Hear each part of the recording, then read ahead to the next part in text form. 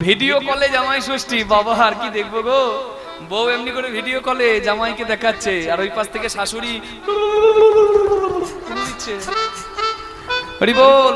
মোবাইলে প্রদীপটা ঠেকাচ্ছে এমনি করে, আর জামাই এমনি করছে। জামা ওইখানেই প্রণাম জানাচ্ছে, আর ওখান থেকেই শাশুড়ি জামাই ষষ্ঠীর। হরি বল। 1 জুন জামাই ষষ্ঠী। হ্যাঁ, সেদিন কি করা হয়? জামাই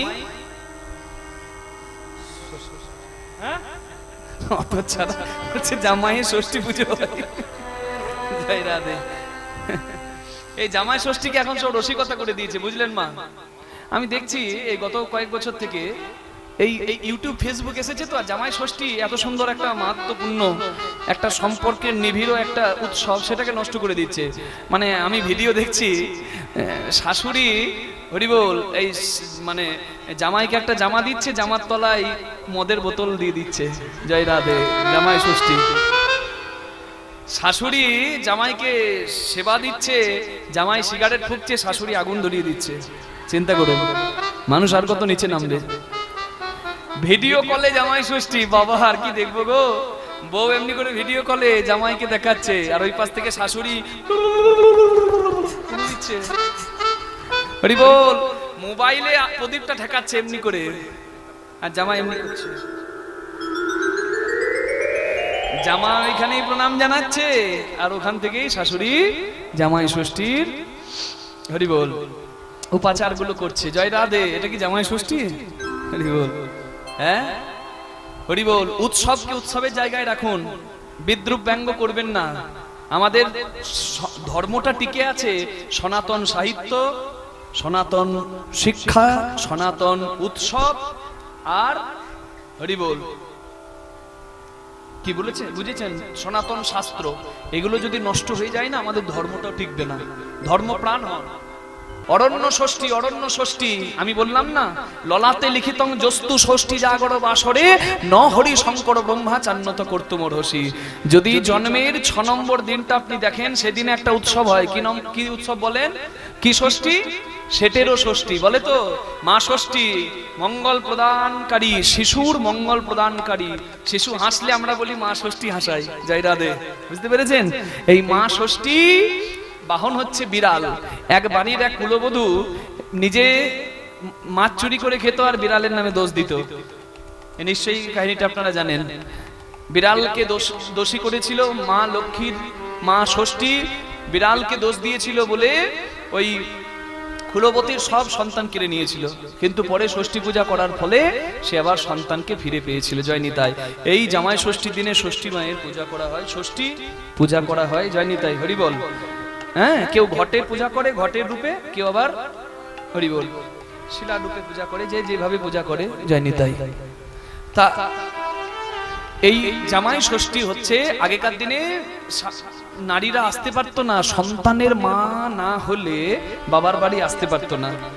তাই মেয়েকে দেখতে পাবে না, অনেক দিন হয়ে গেছে, মেয়েকে দেখার বাহানার জন্য জামাই ষষ্ঠী উৎসবটা শুরু হয়ে যায়। নিতাই গৌর হরি বল।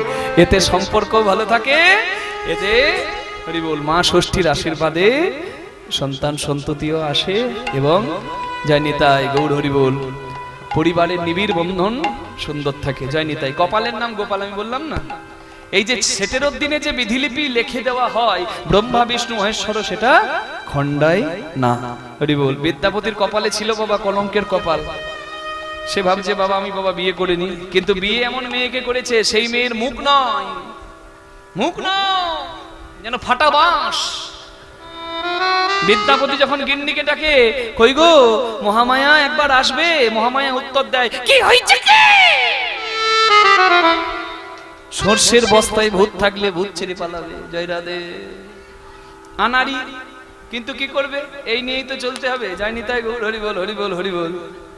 হ্যাঁ, এই নিয়েই চলতে হবে। জয় রাধে, জয় রাধে। বিদ্যাপতি বলে, যা আছে সংসারে আমি থাকি নিজের মনে আনন্দে। ভজ শ্রী বৃন্দাবন চন্দ্র রে, জপ শ্রী নন্দ দুলাল রে। ভজ শ্রী বৃন্দাবন গৌর হরি হরি, জপ শ্রী নন্দ দুলাল রে। ভজশ্রী বৃন্দাবন চন্দরে জপসি নন্দ দুলাল রে হৃদয় রত্নপতি রে হৃদয় রত্নপতি রে হৃদয় রত্নপতি রে হৃদয় রত্নপতি রে হৃদি বৃন্দাবন ধামে রে ভজছি বৃন্দাবন চন্দরে জপছি নন্দ দুলাল রে ভজশ্রী বৃন্দাবন চন্দরে জপসি নন্দ দুলাল রে আস্তে এই স্পিডটা একটু কমান, আমি সামনে আছি তো প্রচন্ড আসছে জোরে। হ্যাঁ নিচের দিকে একটা নামান, এক ঘর। হ্যাঁ ঠিক আছে। হ্যাঁ যাই নিতাই গৌরী বল। কই কমলো না তো? কমেছে? হ্যাঁ হ্যাঁ যাই নিতাই হরি বল। আমাকে এগোতে বলছেন, তাহলে ওটাও পিছুতে হবে। কুলারের সামনে ওই জল্লো হাওয়া নিলে গলার 12টা বেজে যাবে। জয় রাধে। আমাদের অনেক রকম অসুবিধা। হ্যাঁ যায়নি তাই, এবার পেছাতে বললে হবে। যায়নি তাই। বিদ্যাপতি ঠাকুর আছেন? বিদ্যাপতি ঠাকুর, ঠিক আছে তাই। বিদ্যাপতি ঠাকুর আছেন? কে বাবা তুমি? হ্যাঁ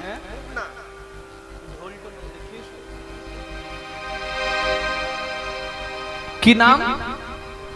উগনা। উগনা? উগনা আবার কারো নাম হয়?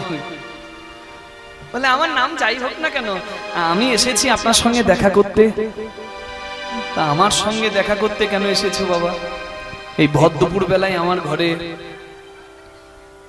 বলে ঠাকুর মশাই, আমি অনাথ, বাবা নাই মা নাই, কখনো গাছের ছায়ায় কখনো মন্দিরের বারান্দায় রাত কাটাই, গ্রামে গ্রামে ভিক্ষা করি, যেখানে যা জোটে তাই নিয়ে আমার উদরের ক্ষুধা জ্বালা নিবৃত্তি করি। আমি এই গ্রামে ভিক্ষা করতে এসে শুনতে পেলাম এই গ্রামে নাকি বিদ্যাপতি ঠাকুর নামে এক পরম দয়াল আছে। তার ঘর থেকে কেউ খালি হাতে বাড়ি যায় না। আমি তাই এসেছি আপনার ঘরে। আপনি আপনার ঘরে একটু আমাকে আশ্রয় দিন, একটু দুমুঠো খাবো আর আপনার এই ছাদের তলায় থাকবো। না না, আমি এমনি থাকবো না, আমি কাজ করে দেবো। বাসন মাজা, কাপড় কাচা, ঘর পরিষ্কার করা, ঘর ঝাড় দেওয়া, থলি নিয়ে বাজার করা, সব করবো। আরে বল।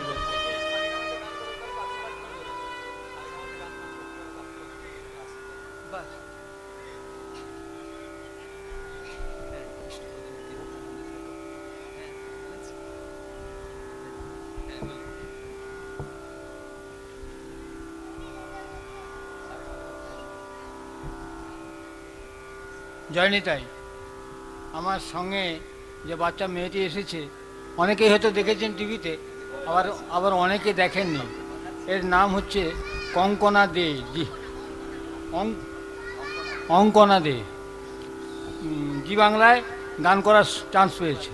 তা আপনারা আশীর্বাদ করুন, এই যেন জীবনে বড় হতে পারে, বড় হয়ে আপনাদেরকে যেন আরও ভালো গান শোনাতে পারে। আর সেই সঙ্গে একটি আবদার নিয়ে এসেছে। সেই আবদারটা হচ্ছে ও একটি গোপাল মূর্তিকে নিয়ে এসেছে। সবাই মিলে আশীর্বাদ করুন, সেই গোপাল সেবা করে ও যেন গোপাল সেবা করে যেন কৃষ্ণপদে মতি হয়, গোপালের চরণে যেন মতি হয় এবং জীবনে যেন আরও বড় উন্নত স্থানে উঠতে পারে।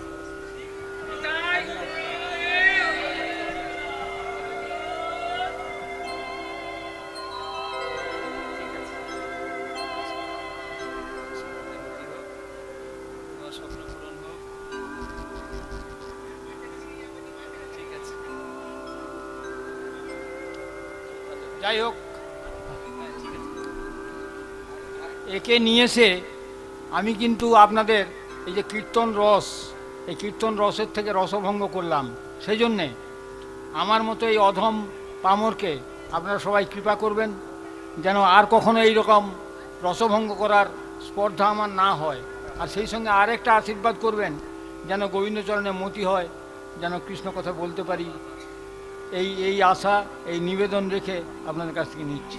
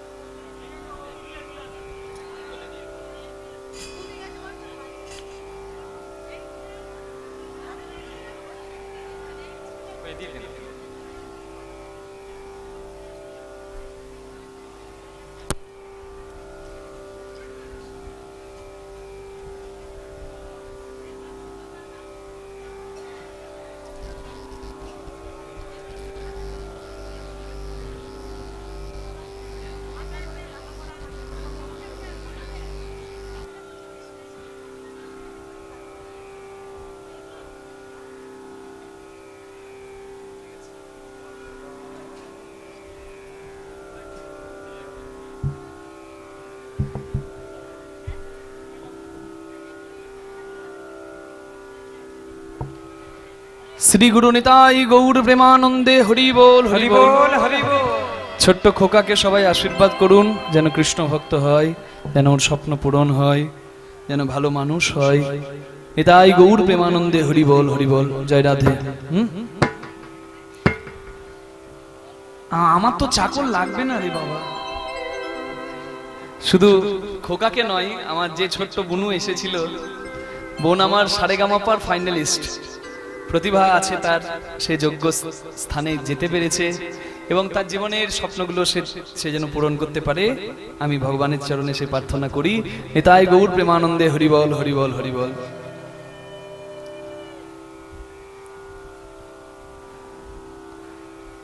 আরে আমার তো লাগবে না বাবু, বাবু আপনার না লাগুক, মা ঠাকুরনের যদি লাগে তবে দাঁড়া একটু ডাকি।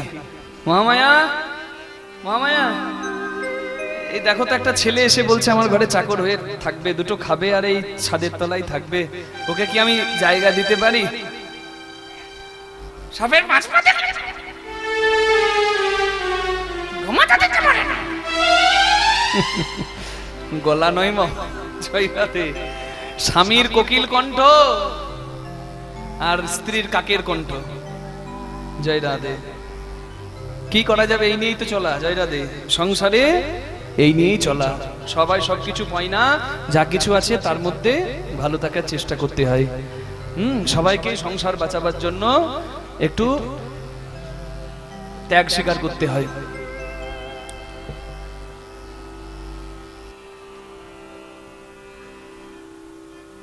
ওই ছেলেটা, ওই যে ওই যে ওই যে ওই যে ওই যে ওই যে ওই যে ওই যে লাল, ওই যে লাল লাল,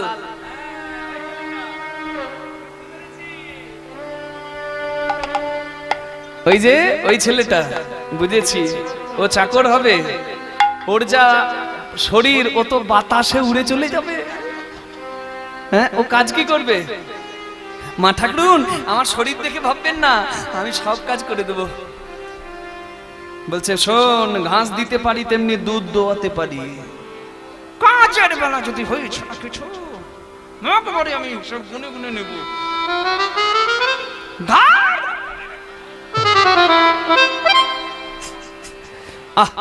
মহামায়া, ভগবান আমাদের সন্তান দেয়নি, এই ছেলেটা আমাদের সন্তান তুল্য।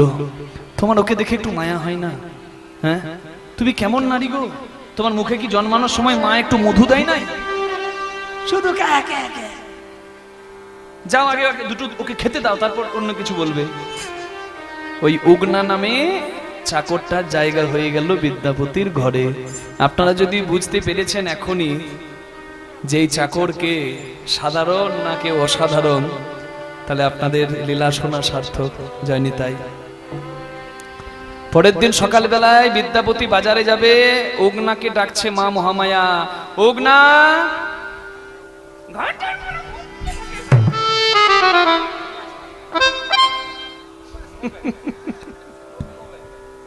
মা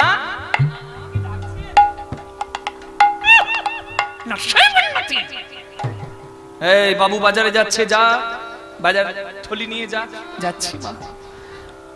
বিদ্যাপতি ঠাকুর যাচ্ছে বাজারে, আর তার সঙ্গে যাচ্ছে উগনা চাকর, গলায় গামছা, পরনে ধুতি। হরি বল। বাবুর পিছু পিছু থলি ধরে যাচ্ছে।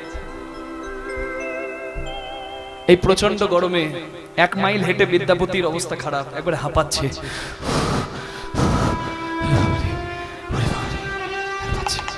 কি গরম রে। বিদ্যাপতি একটা বট গাছ দেখে বলে, উগনা এই বট গাছের শিকড়ে আমি একটু জিরিয়ে নি, আমি আর পারছি না। বিদ্যাপতি বসে গেছে বট গাছের শিকড়ে, আর উগনা কি করবে? মালিক যখন বসেছে, উগনাও মাটিতে পায়ের তলটিতে বসে পড়েছে। বিদ্যাপতি বলছে, উগনা আমার আমার গোবিন্দের একটা গান মনে পড়েছে। সময় তো বৃথা নষ্ট করতে নাই, যদি সময় থাকে হরিভজন করে নিতে হয়। আমি একটু হরিভজন করতে চাই, আমি একটা গান লিখবো, মনে পড়েছে। বলে, লিখুন বাবু। শুধু লিখলে হবে না, একটু গান শোনান।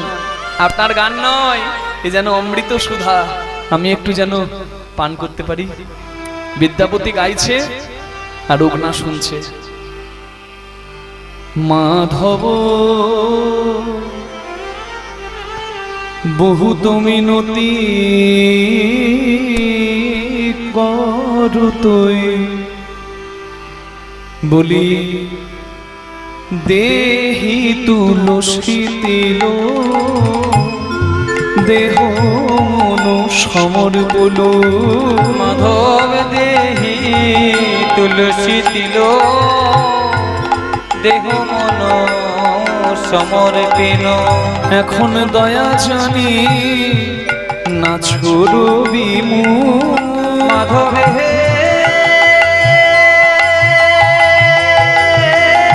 দয়া জানি নাচর হিম।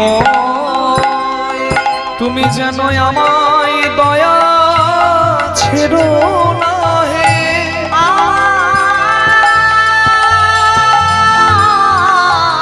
দয়া ছিল না হে। মাধবে ছিল অপরাধী বলে, যেন আমায় দয়া ছিল না হে।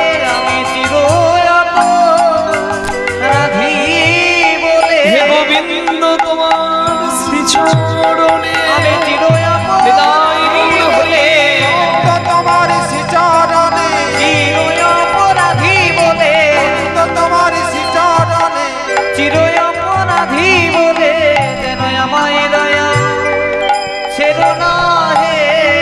দয়া যেন নাচর হিম।